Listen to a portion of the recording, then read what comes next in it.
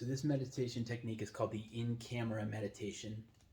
A little bit of a play on words for me. I used to be a lawyer, and in-camera meant kind of in a private setting, right outside of public view.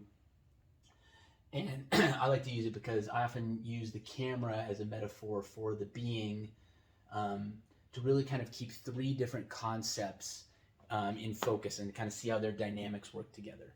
And the concepts we're working with here are awareness, attention, and then you could call like body or beingness.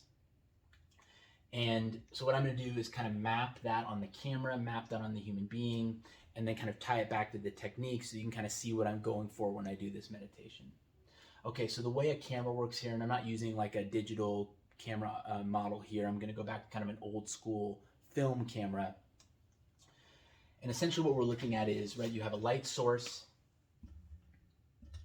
the sun or something like that. It's going to bounce off the object that we're trying to have depicted, say a little flower. Put that in a little pot. And then that's going to go through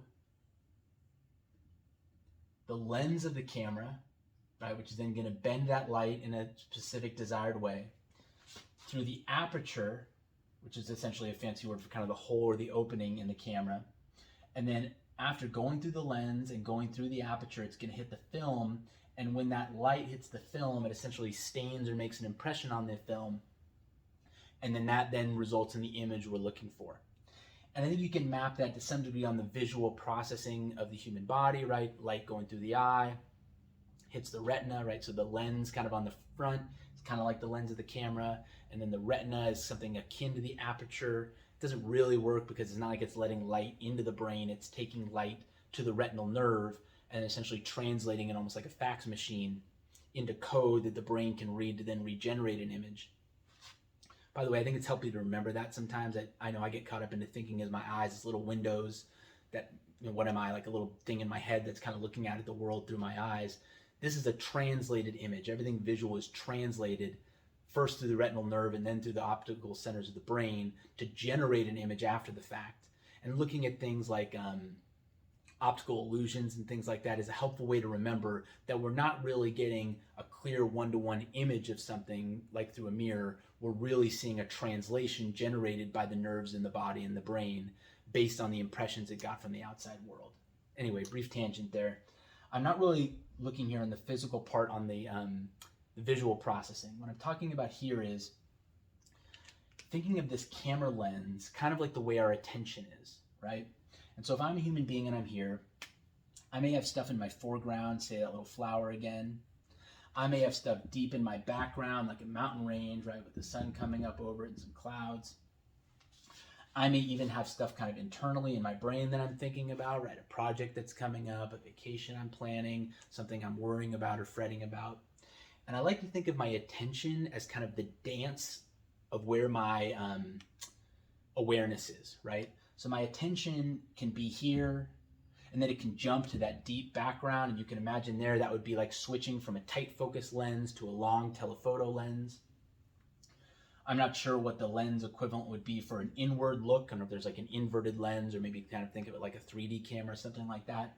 But the idea is I'm able to direct my attention, sometimes unconsciously, sometimes deliberately, to different parts of my field of awareness. And I'm using the visual here, but this also applies to the auditory, to the sense of feel, the sense of smell. I think the visual one is just easiest because it tends to be our most powerful sense and essentially our more flexible sense, especially at distance.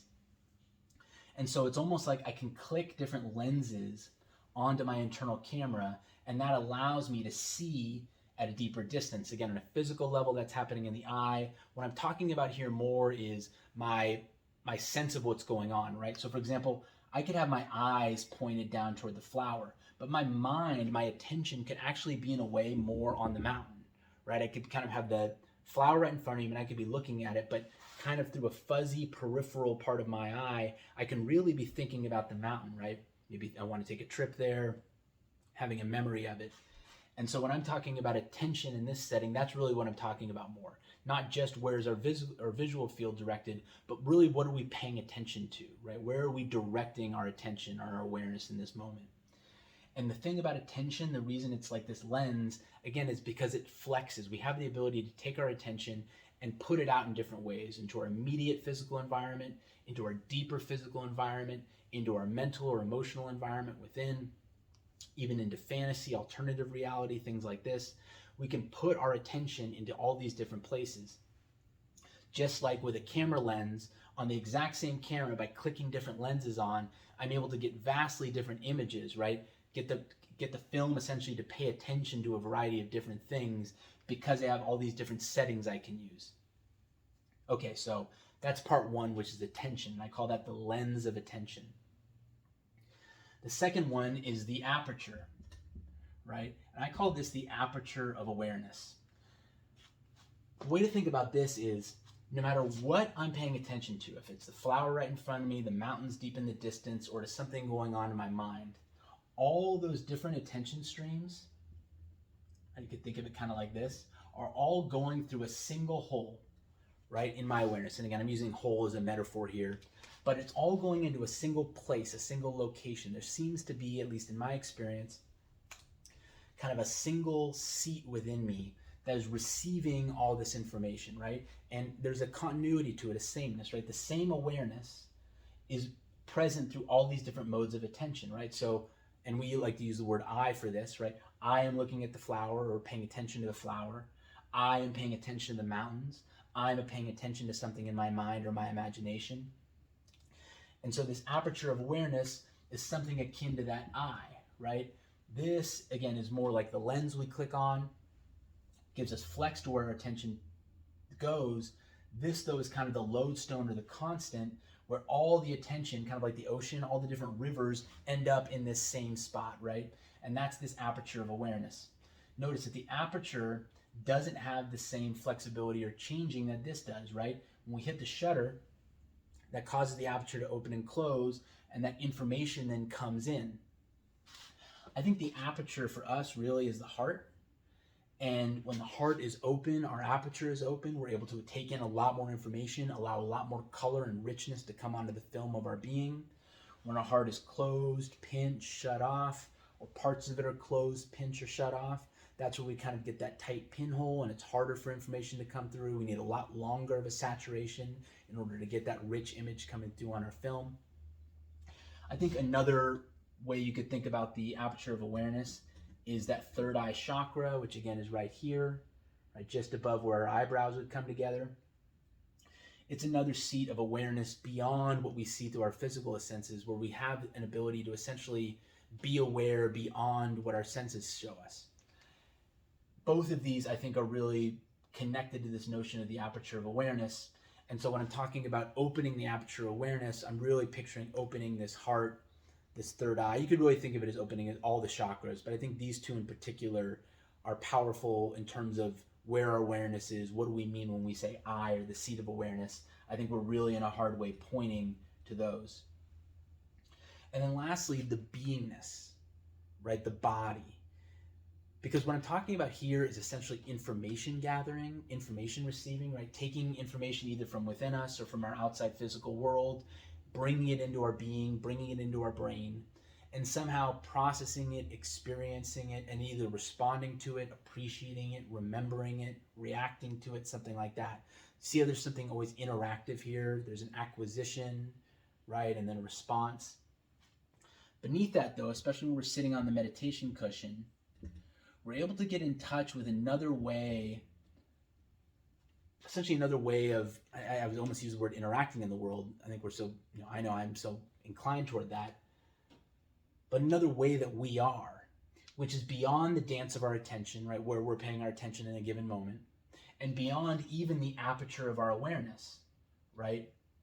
The sense of continuity of being based on consistently being kind of aware of what's coming in, no matter how it's coming in. Pure being, right? Pure beingness, which I think we experience most closely through the body and attending to the body, is kind of like the camera itself, right? So notice this camera, you could take it to Antarctica, you could take it to the Amazon jungle, the rainforest, you could take it on an ocean safari, you could just have it in your house and be snapping pictures in your living room, right? You could change the lenses, you could potentially even change the aperture. The camera body, though, is just always there. And the camera doesn't itself retain, generate an image or something like that. It's kind of this, God, I wanted to call it almost like a neutral witness. It's present. And it is enabling this other function to happen, right? Without the camera body, you couldn't be getting a film that produces an image that shows us how this flower looked on that particular day.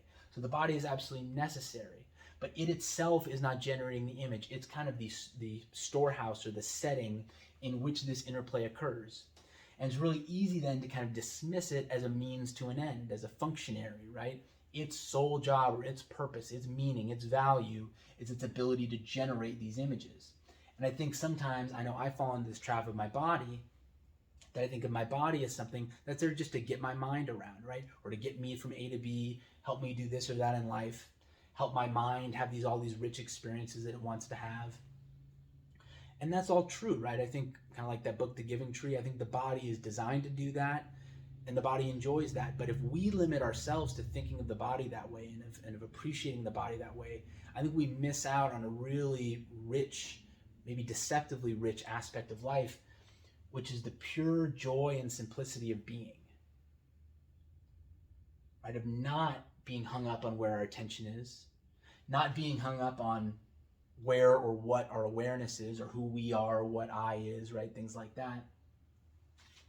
Being, right? Just like the camera, right? You would hope that a camera, if it had emotions, that it would be equally at peace, whether it was shooting or whether it was sitting on the shelf or sitting in the camera bag, right? Whether it was in the photographer's hands, right, and it was being clicked at that moment, or whether it was sitting in the hands waiting to be clicked, right, or maybe poised on the verge of clicking. And I think our body goes through this experience, right? The body, again, being like this camera, isn't necessarily as invested as we as emotional beings are in the experience of what's going on. The body has a certain neutrality and equanimity to it. And if we can get in touch with that aspect of our bodies, if we can inhabit our bodies in that way, if only even on the meditation cushion for a while at first, I think what we could begin to do is to appreciate another aspect of living, really another aspect of being, beyond simply feeding our brains experiences and stimulation and things we think it likes or things we're getting entertained with or satisfied with, and get more into this raw experience of what is. And this is why I think, in meditation, we're often teaching very basic techniques like noticing the breath, right? Noticing sensations in the body. One I like to do is seeing if I can get in touch with the heartbeat and notice the pulse. You even notice the breath and the pulse together, right? And all of this, I think, is trying to help us reconnect to this state of beingness beyond doing, right? Being beyond doing. I think what we find is we don't have to draw a line between them. We don't have to say, okay, well, I'm either going to be or I'm going to do. We're always both. What this teaches us, it kind of reminds us, is that this is part of what we're doing too. This is really more of a situation not of good or bad, but of imbalance. We're imbalanced, I think, as a species and as a culture toward this, which is constantly filling our field of attention, right, and pumping into our aperture of awareness content that we're going to like, right, or at least not content that we're going to dislike. So we've got our Facebook feeds, our Twitter feeds, we've got our select group of people we tend to hang out with, our select group of settings we tend to go to, physical settings, because they tend to give us the sensory experiences and emotional experiences that we enjoy, again, through those different lenses of awareness, filtering into the the lenses of attention, filtering into the aperture of awareness. If we can balance that with a stable sense of beingness, a sense of kind of unconditional presence that isn't so fixated and hung up on what is this situation doing for me? Am I liking this? Am I not liking this? Is this as good as it could be? Should I change it, right? This is what we tend to do when we're kind of feeding the monkey mind with stimulation, right? How could this mental popcorn be better? What could I sprinkle on it next time? And again, that's not bad. It's just, if that's all we're doing, or if that's mostly what we're doing, you can see how that's not going to be healthy, because all the while we still have this body, we still have this camera. And if we're not attending and appreciating the camera in and of itself, if we're not appreciating the body for its beingness, then we're really missing out on a huge aspect of life. And even beyond that, we're not able to get as much out of these experiences either, because we're out of balance. We're doing this more from an addictive or compulsive standpoint, something we feel like we need to do, something we ought to do. And so we enjoy it less, right? We pour more and more ourselves into it, and we enjoy it less and less because, again, we're doing it to feed an addiction as opposed to being an expression of our passion. If we come more into balance, right, with our beingness and our doingness, this is where, from that balance standpoint, we're able to actually enjoy this, get more out of this, right? And then likewise, when we don't have that stimulation, right, or if this stimulating environment is one that isn't pleasing to us, right, we have that beingness that we can take refuge in, that beingness that we can explore for a while. We could see that, right, the boring situation, waiting at the DMV or something like that, as an opportunity to reconnect with beingness instead of taking out our phone and just trying to shove more information in here. Again, it's not that this is bad. It's just that this is abused and overused because we're out of balance, fixated on the doing, less on the being. And so, how long am I into this? 15 minutes? Okay, now I'm going to actually talk about the meditation. So in the in-camera meditation, what we do is we essentially allow in sequence us to recognize those three different energies at work. The lenses of attention, right, the aperture of our awareness, and the raw physical beingness of what we are. And so what I encourage you to do in this meditation is we're essentially opening and softening, right? We're trying to allow this lens of attention to be broad, right? We notice when we get stressed, we get kind of this pinpoint attention that will kind of dance over things, right? I know when I'm stressed, I'm kind of looking at something, kind of scanning it all over. It's almost like I'm kind of painting by numbers. I'm putting points all over it. My mind is just or my eyes are just dancing across of it. And my mind is too. This is a stress state, an agitated state. What we want to do is slowly open and broaden the lens of attention and realize the eyes don't need to dart and dance. They don't need to flutter. We can actually see the entirety of our visual field in front of us right out to our periphery if we just allow that lens of attention to soften, to calm, and broaden. Now my eyes don't need to dart to see what's there. They actually just naturally see what's there because they're still and open. So again, we do that with the eyes. We also try to do that with our attention itself, right? I can have my eyes still, but my mind can be darting behind the scenes, right? Thinking about this, thinking about that. How long has my eyes been still? Do I need to blink, right? All that stuff. So we're not just letting the physical eyes soften, right? Really what we're going for here is trying to get that attention behind the eyes to also soften and be still as well.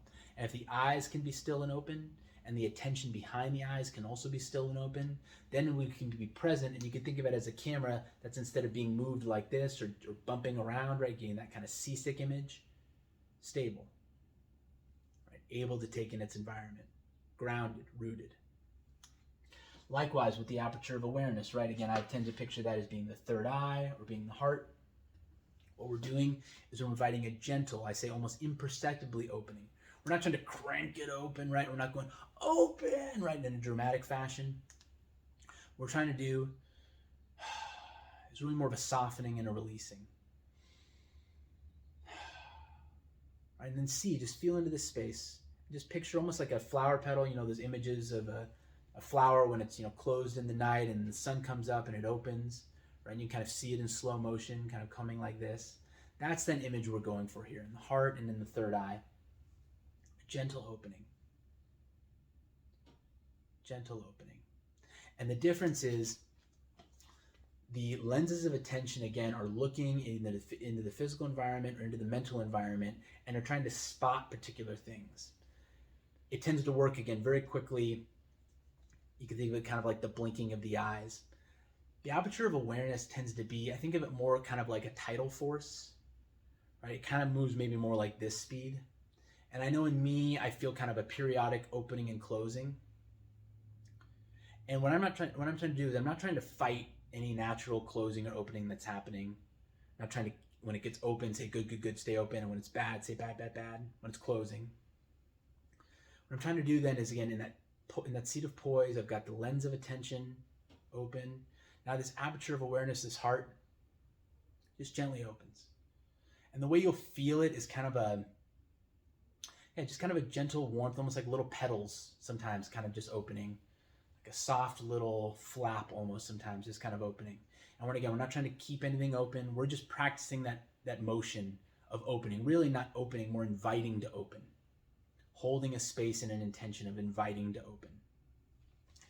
And then lastly, right, the third part of the meditation is then being with the body, right? Being as the body. And again, one way we can always connect with the body is through the breath.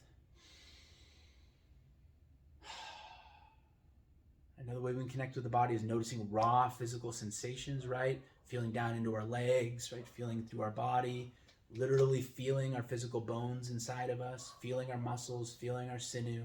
Again, we don't have to scan or make it a cognitive exercise, build a map of our body from the inside, anything like that. We're just trying to attend very rawly, very immediately to what is happening in our body in that moment. And what we're trying to do is have that experience of just being there, right? Apart from any chatter going on in the brain, any sense of self coming from the inside. What is it to just be this body in this moment, right? What is it like to be a tree? What is it like to be a mineral in the earth? What is it like to be that thing, right? And again, we as conscious beings will never have the experience of exactly what it's like, so we're not trying to pretend that we can, but what is it like to be more like that maybe than a little more like the chattering monkey I've been?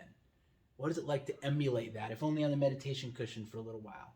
That stillness, right? That presence, that raw immediacy, right? Where we're just being. We are just a physical being present. And so the opening there is really an opening to attending to that experience, right? And to not feeling any obligation to run off into something that seems more entertaining or fulfilling or something like that or important. We're trying to just remain and feel that physical feeling. I mean, literally, like you are like a human-shaped tree there, right? What is that like to just be in that body? Mute. Non-reactive. Just attending to the raw moment. Attending to the breath coming in and the breath coming out. What is that like, right? And again, that's the third phase here where we're attending to the beingness. And I think the idea behind this meditation is the more we can kind of first discern, okay, is this energy in the lens of attention? Is it in the aperture of awareness? Is it in the body of the camera right now? Kind of where is my energy concentrated right now? What's kind of the divide? And then how we can skillfully engage each of those different energy areas, right? Kind of each of those realms where we have some degree of influence. And how do we exercise that influence skillfully? How do we exercise it in a way that serves us? And I think generally what we'll find is the more we can bring those into a broad, open poise, the calmer we are, the less reactive we are. And, I say less reactive in a way that may suggest that we're passive, but I don't think that's actually true. I think we're less reactive, but we actually can be more responsive, right? Because we don't want reactivity, we want responsiveness. If we really do want to respond to a situation, of course, we want to be in a situation where we can. But if we're reacting, that actually sometimes prevents us from responding because the reaction is automatic. The response is deliberate. And to respond well, right, we need information. To respond well, we need flexibility. And so having this broad, open attention, this broad, open awareness, and this broad, open beingness on a very physical level, if we've got all those three in sync, all those three in alignment, that's how the film, right, of our awareness, right, the film really of our beingness is going to receive the richest picture of the world. And with that rich picture, that's how we're able to then respond richly and resourcefully to the world, right? We're not looking at some fuzzy little snapshot from 3 seconds ago and trying to figure out what that reminds us of and go forward, right? When we're in cognitive mode, that tends to be what we do.